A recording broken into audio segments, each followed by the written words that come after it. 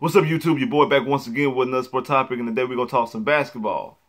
Orlando Magic basketball. But before we get into the conversation, your boy's goal is to reach 4,000. So I'm on the road to 4,000. Last time I checked doing this video, I was at 1,538. So shout out to all the new subscribers. Help your boy get to 4,000 by the end of the year. Like I said, like, share, subscribe, comment, share it to your friends, your family. Don't have to be just Magic fans. Don't have to be just Texan fans. They could be any type of sport fan, of any type of franchise. Just bring them onto your boy's channel so we can get this conversation, this channel growing and growing and growing. Now, let's talk about the conversation at hand, because today's topic, especially dealing with the Orlando Magic, they have done something via the trade deadline by acquiring former #1 overall pick Markelle Fultz, point guard Markelle Fultz.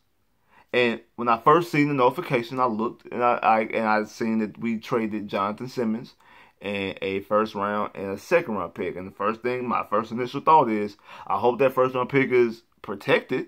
And then to come to find out there is a first round pick coming from OKC, and if I'm not mistaken, the second round pick is coming from the Clippers.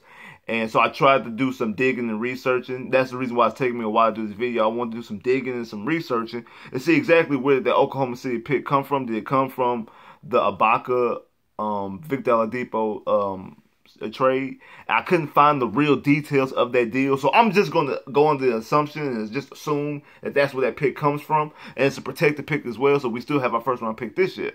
And this is what I wanted to think about, because also, another reason why, I also want to do some studying on Markelle Fultz, because last time I watched film of Markelle Fultz was before that draft happened, before he was the #1 overall pick. And I thought that, hey, he was a scorer. So I want to rewatch him. And I remember his draft comparison was to James Harden. He was coming into the draft, he was classified as a point guard / shooting guard. And, he was kind of, like I said, he kind of reminiscent of James Harden. Not calling him James Harden at all, because James Harden is the MVP, on his way to his second MVP. Should get his second back-to-back MVP. Really should be on his 4th or 5th one, because he got robbed the first Curry one and the Westbrook one. But that's neither here nor there. We're not talking about James Harden. But he should be, and definitely should be considered the MVP this year as well. I'm not saying that he is that guy, but they're cut from the same ilk. They're both scorers, and things like that. But what does this really mean? And to be honest, Markelle Fultz owes LeVar and Lonzo Ball huge. The reason why is because he's the #1 overall pick that completely flies under the radar.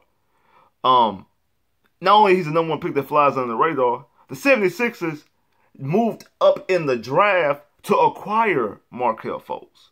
But yet no one talks about Markelle Fultz.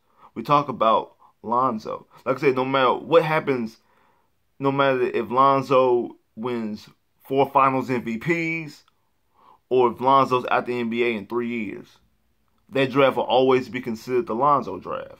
No matter if that draft has 8 Hall of Famers in it. No matter if Tatum and Fox and Isaac and Dennis Smith and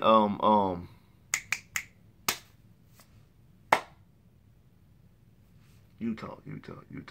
Donovan Mitchell. And that's my twin. I could be Donovan Mitchell's name. Donovan Mitchell. No matter how good these guys are or become, this draft will always be considered Lonzo's draft, because he's the headline of the draft. Even though he was the second pick in the draft, he went to the Lakers. The way his dad hooped and hollered about him, he's going to always be the headliner of that draft. And because of that, Markelle Fultz is the most forgot about #1 overall pick. Especially for a guy who doesn't play. Especially for a guy who has a broken shot. Who people could consider a buzz. I know Stephen A says he's on the trajectory to being the biggest buzz of all time. When it comes to buzzing Stephen A says that about everybody. Anytime somebody's a buzz, oh, he's the biggest buzz. Oh, he's the biggest buzz.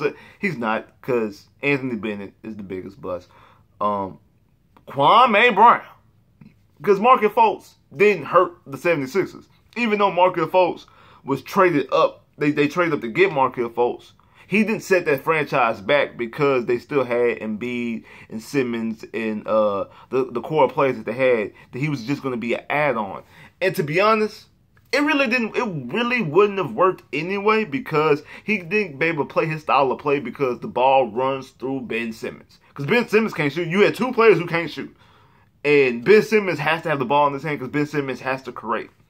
So you can't, that wasn't a recipe for success when it comes to him being on the 76ers. Now, him being here in Orlando, it's completely different.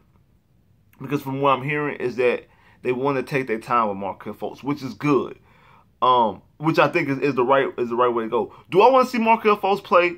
Yes. Will I want him to play this season? No, not really. I want to see him play, but if I have to wait till the summer league, if he's even eligible for summer league, I think he could be. If I have to wait till the summer league or wait till the preseason to see him play, I'm cool with that because I want that shoulder to be completely healed. I heard that it's also some off the field issues that also helped and that was affecting him. He had some off the field type things, or off the court type things that he was dealing with, and hopefully all those things is rectified and corrected. I don't know what they are, and I don't want to speculate or think anything out of there. But when it comes to purely basketball, I know that he has skills. He does have actual skills. I think this is a good move for the Magic. Do I think that we've identified a point guard? Hopefully. But, I mean, I'm not surprised if we haven't because you can't bank on him. But judging off what we gave up is extremely low risk, basically a no risk, and a high reward because he has a high upside. Like I said, his NBA comparison was James Harden. If we can get a fraction of what James Harden has, if Markelle Fultz can capture a fraction of what James Harden has, he's been validated of being a #1 overall pick. And if we can get that type of player in Orlando, matching him up with Gordon, with Bamba, with Isaac, now you have a recipe. Now you have a recipe for success. Now you can add your name into one of those teams in the East. Now you can be a top 4 or 5 seed because I don't think you guys have noticed. I know the East has been a laughingstock of the NBA for quite some time outside of LeBron. It's not going to be that way because I think that, you have the 76ers. You have Milwaukee and the Greek Freak. I don't think the Greek Freak is going anywhere. I think KD is going to be a Knick. And I think that Kyrie is going to stay in Boston. I think that Anthony Davis is going to be in Boston as well. So you're going to have those top teams. You're going to have Philly with their core. You're going to have the Greek Freak, who is a monster. Who I think, if I'm not mistaken, we played them tonight. And then you're going to have New York with KD, who is the second best player in the NBA right now. And then you're going to have Boston with Kyrie, and I'm thinking Anthony Davis. That's my opinion. So those are some good teams with good players. It's not just a straight sorry-ass East as we've always said it's been. So if you want to add your name into that collection, you got to make some moves, and you also need your players to reach their potential. Now this is all speculation. It's all judging off of potential because same thing with Mo Bamba and Isaac.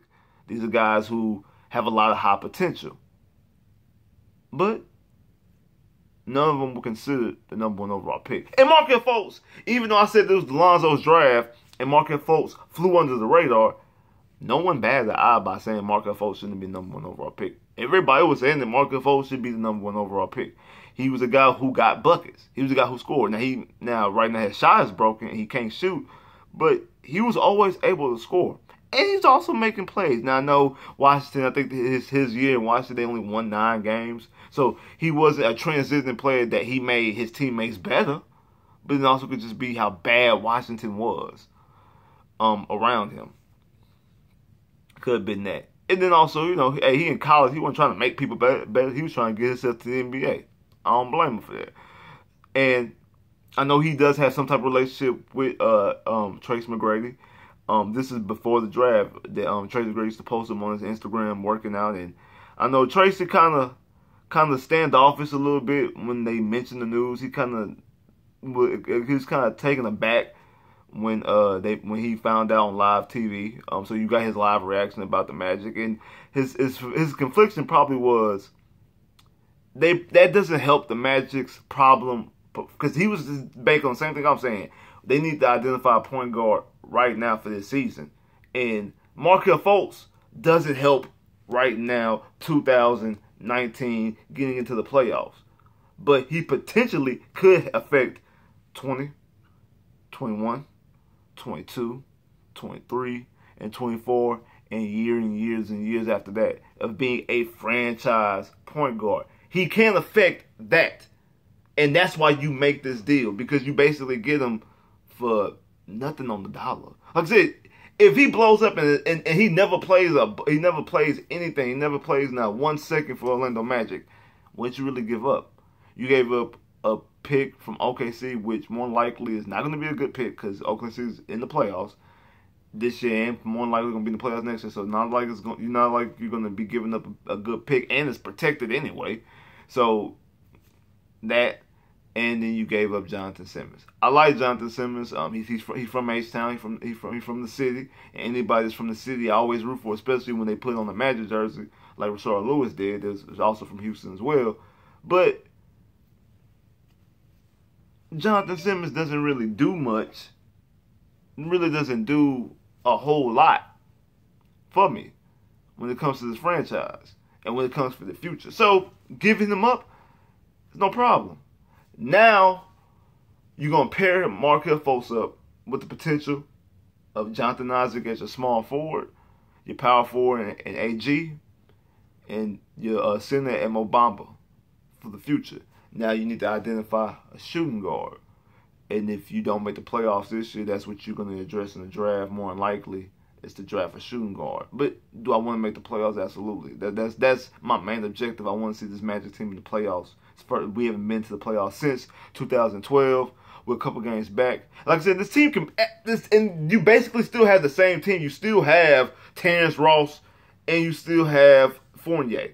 And like I said, and once the trade deadline was over, I think you can see a weight lifted off Terrence Ross. I really think Terrence Ross wants to be here in Orlando. How he put up 32 points against the Timberwolves the other night. Like all the guys who were considered in trades, Nikola, who's an All-Star this year, Gordon, all put up good games against Minnesota the other night. So this team is a competitive team. This team can compete. I'm starting to come around on Steve Clifford.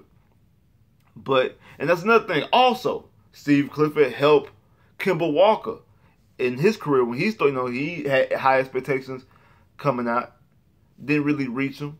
He got what he got with Steve Clifford. Steve Clifford actually helped and elevated Kemba Walker. And now you see in this year, Kemba Walker is out there looking like a complete monster. He was looking good last year and the year before that, but this year he's taken it to a whole nother level. And I'm thinking that's what the Magic are banking on. They can get with Steve Clifford and also get with Markelle Fultz. If they can get Markelle Fultz to reach, if he reaches a fraction of his first #1 overall pick potential, James Harden comparison, that's huge dividends. That pays off huge dividends for the Orlando Magic. It pays off a lot for the Orlando Magic. And I am extremely excited about seeing where this goes. I am extremely excited about seeing where this goes. I do want to be cautious, and I do want to wait. I want to see him play.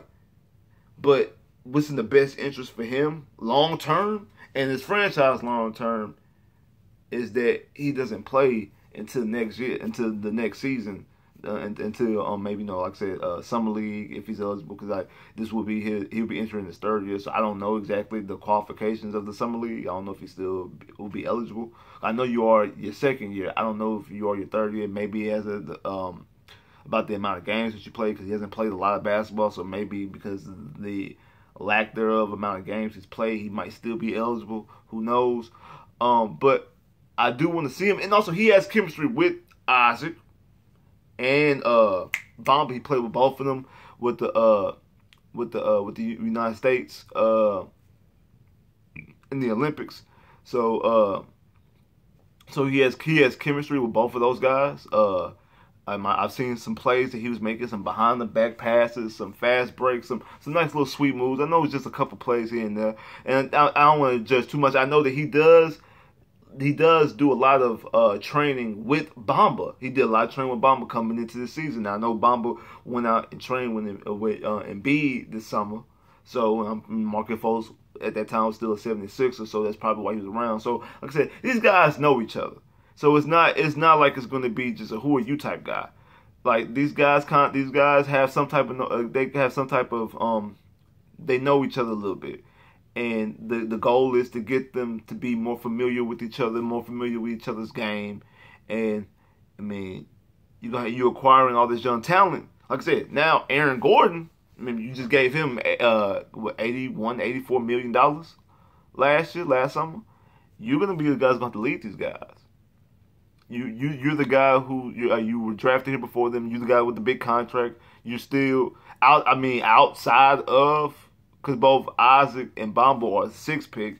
Markelle Fultz is the 1st pick. But now Markelle Fultz has been basically traded for nothing, so he doesn't have that #1 stigma on him, which is actually good because now the pressure's off. He's not playing as the #1 overall pick who got traded up for on a playoff team with all these expectations with another #1 overall pick and Ben Simmons and a transcendent player in Joel Embiid striving for championships. Now you're in a rebuilding process when you're a complimentary guy, and if you can reach your potential, cool. But the pressure's off because you're not looked at as the #1 overall pick anymore. Because even though Embiid was the #1 player, Simmons is the #2 player, and you were quote unquote the #3 player, but you still had pressure because you were a #1 overall pick.